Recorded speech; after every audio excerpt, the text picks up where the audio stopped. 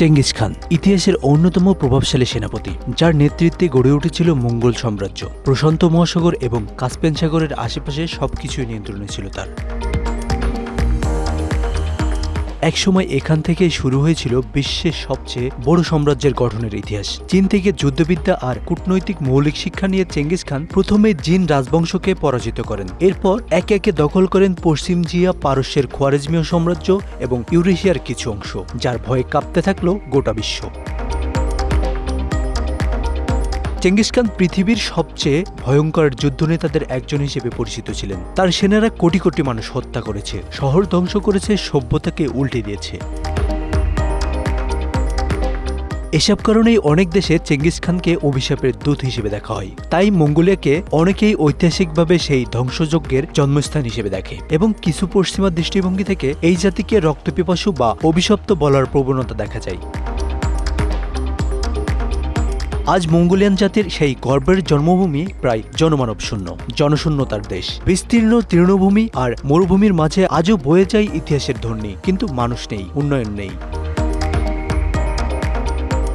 Mongolia এশিয়ার হৃদয়ভূমিতে অবস্থিত এক দেশ। এর পশ্চিমে কাজাখস্তান, উত্তরে রাশিয়া আর দক্ষিণে বিশাল প্রতিবেশী চীন। আয়তনে প্রায় 15 লক্ষ বর্গ কিলোমিটার, কিন্তু বাসিন্দা মাত্র 35 লাখের মতো। পৃথিবীর সবচেয়ে কম জনঘনত্বের দেশগুলোর একটি।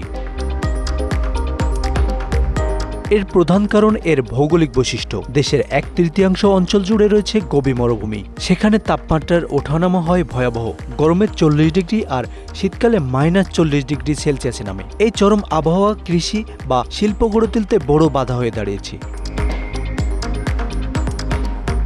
দ্বিতীয়ত, চেঙ্গিস খানের সময় থেকে মঙ্গোলিয়ানরা ছিল যাযাবর জাতি। তারা ঘোড়া, উট আর ছাগল নিয়ে এক জায়গা থেকে অন্য জায়গায় ঘুরে বেড়াত। তারা বাড়ি বানায়নি, রাজপ্রাসাদও নয়, তাঁবু ছিল তাদের আবাস।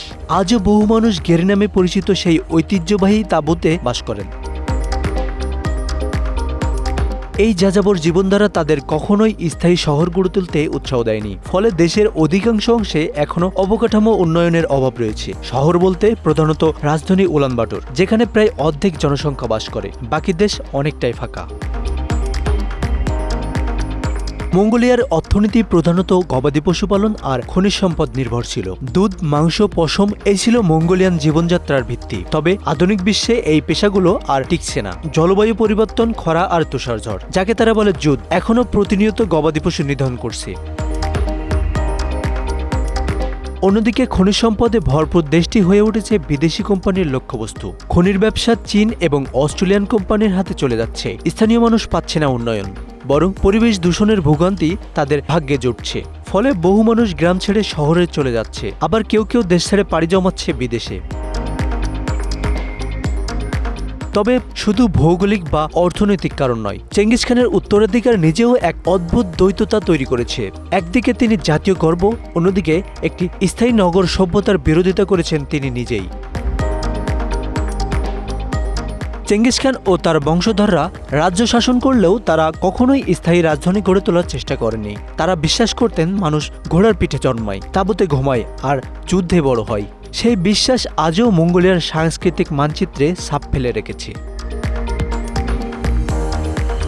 সরকার এখন দেশটিতে প্রযুক্তির খাত ও ট্যুরিজমে বিনিয়োগ বাড়াচ্ছে। বহু বিদেশি চেঙ্গিস খানের স্মৃতি দেখতে আসেন। তার মূর্তি, যাত্রাপথ, যুদ্ধক্ষেত্র সবই এখন পর্যটনের অংশ। তবুও উন্নয়নের রাস্তা কঠিন, কারণ দেশের অর্ধেকটাই জনবসতিহীন এবং কঠিন পরিবেশে ঘেরা। Asanur Rahman Mithu, Bangla affairs, news desk.